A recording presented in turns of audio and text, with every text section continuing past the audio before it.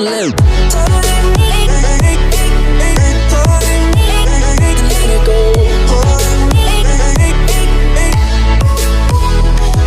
Assalamualaikum warahmatullahi wabarakatuh.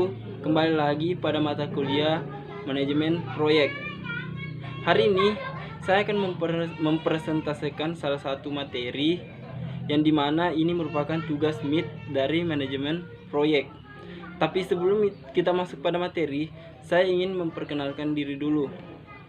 Nama saya Firman Aldi. Saya kuliah di Universitas 19 November Kolaka dari jurusan Sistem Informasi, Fakultas Teknologi Informasi. Baiklah, sekarang kita lanjut pada materi.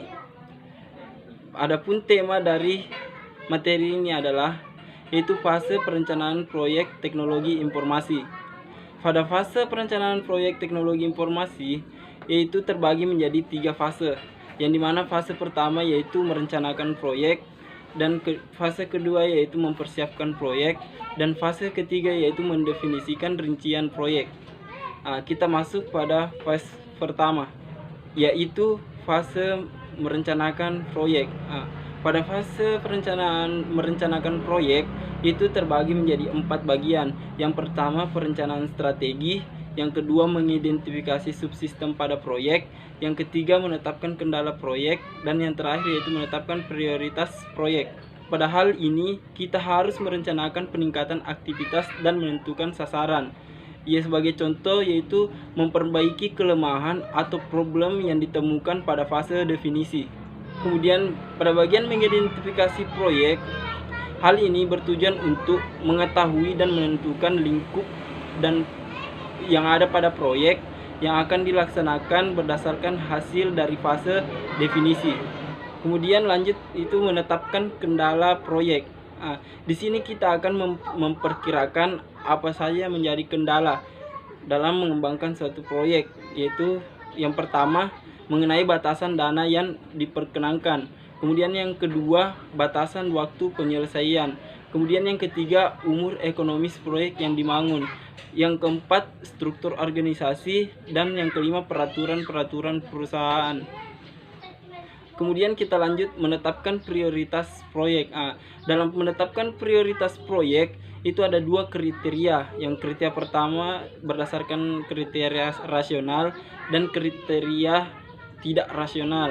Pada kriteria rasional kita harus memprioritaskan yang pertama yaitu meningkatkan keuntungan, yang kedua menghemat biaya, yang ketiga meningkatkan kelangsungan hidup sistem, yang keempat keterkaitan hubungan dan subsistem lain, yang kelima kebutuhan mendesak. Adapun pada kriteria tidak rasional yaitu yang pertama manajemen tidak berminat, dan yang kedua menonjolkan kebanggaan. Itu tadi hal yang kita prioritaskan dalam menetapkan sebuah proyek. Kemudian kita lanjut pada fase mempersiapkan proyek. Hal pertama yang kita lakukan dalam mempersiapkan proyek yaitu kita harus menunjuk anggota tim, yang dimana anggota tim diantaranya itu yang pertama konsultan, kemudian yang kedua personil perusahaan sendiri atau resource internal, dan yang ketiga gabungan konsultan dengan personil perusahaan. Kita bahas dulu mengenai jasa konsultan. Ketika kita menggunakan jasa konsultan itu memiliki kelemahan dan kelebihan. Adapun kelebihannya yaitu yang pertama waktu penyelesaiannya cepat, dan yang kedua kualitas lebih baik. Adapun kelemahannya yaitu biaya lebih tinggi serta rahasia perusahaan terbuka. Kemudian yaitu kita lanjut menggunakan resource internal atau personil perusahaan sendiri. Di sini juga memiliki kelemahan dan kelebihan. Adapun kelemahannya yang pertama waktu penyelesaiannya lambat, dan yang kedua hasil kurang berkualitas. Adapun kelebihannya biaya lebih rendah dan rahasia perusahaan terjamin. Kemudian yang ketiga ini kombinasi menggunakan jasa konsultan dan resource internal. Ini juga memiliki kelebihan dan kekurangan. Kita bahas dulu kelebihannya. Kelebihannya yaitu yang pertama waktu penyelesaiannya lebih cepat, yang kedua dan hasilnya sangat berkualitas. Adapun kelemahannya yaitu biayanya lebih tinggi dan rahasia perusahaan terbuka. Kemudian kita lanjut ke poin selanjutnya yaitu mengumumkan proyek. Dalam mengumumkan proyek yaitu ada 3 poin yang penting yang harus kita sampaikan. Yang pertama yaitu alasan pengembangan, kemudian apa sasarannya, dan yang terakhir dampak keuntungan pegawai. Jadi 3 hal yang paling penting ketika kita mengumumkan sebuah proyek. Kemudian kita lanjut ke phase yang terakhir, yaitu fase mendefinisikan bagian-bagian proyek yang akan dikembangkan. Dalam hal ini kita harus memahami lingkup proyek yang akan dibangun dan menentukan kebutuhan proyek yang akan dibangun. Selanjutnya kita masuk ke poin menilai kelayakan proyek. Dalam penilaian kelayakan proyek ada terbagi menjadi 5 segi penilaian, yaitu yang pertama dilihat dari segi kelayakan teknik, yang kedua dilihat dari segi kelayakan hukum, yang ketiga dilihat dari segi kelayakan operasi, yang keempat dilihat dari segi kelayakan jadwal, dan yang kelima dilihat dari segi kelayakan ekonomi. Kita mulai dari penilaian dari segi kelayakan teknik.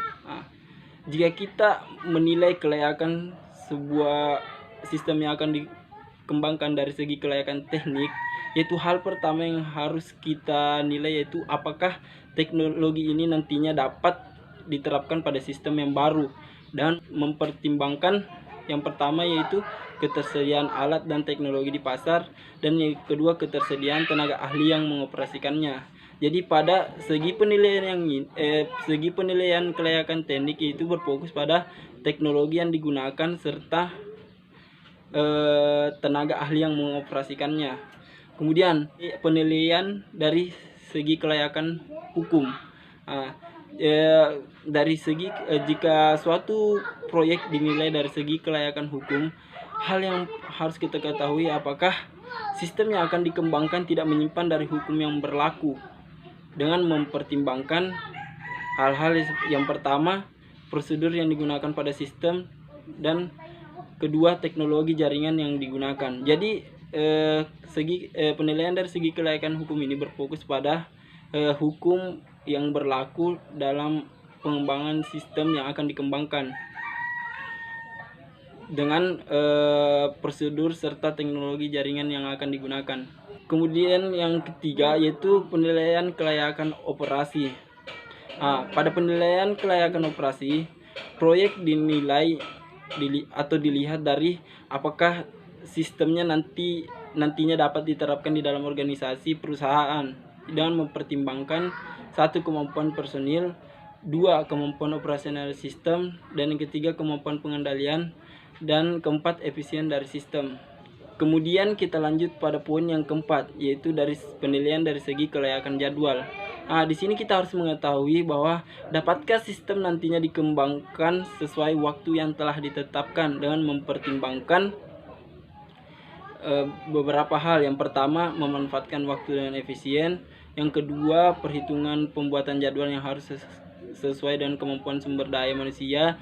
Dan yang ketiga itu gunakan PIRT, yaitu Program Evaluation and Review Technique. Kemudian kita lanjut pada poin yang terakhir, yaitu poin penilaian kelayakan dari segi ekonomi. Penilaian kelayakan dari segi ekonomi ini melihat sistem bahwa apakah sistem betul-betul yang dikembangkan ini dapat dibiayai dan menguntungkan, dan mempertimbangkan hal-hal sebagai berikut. Yang pertama, besarnya dana yang diperlukan. Kemudian yang kedua, manfaat yang diperoleh bila dibandingkan dengan biaya pengembangan.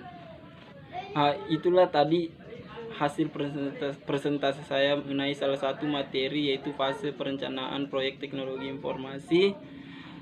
Lebih dan kurangnya mohon dimaafkan. Saya akhiri dengan ucapan wabillahi taufiq wal hidayah. Wassalamualaikum warahmatullahi wabarakatuh.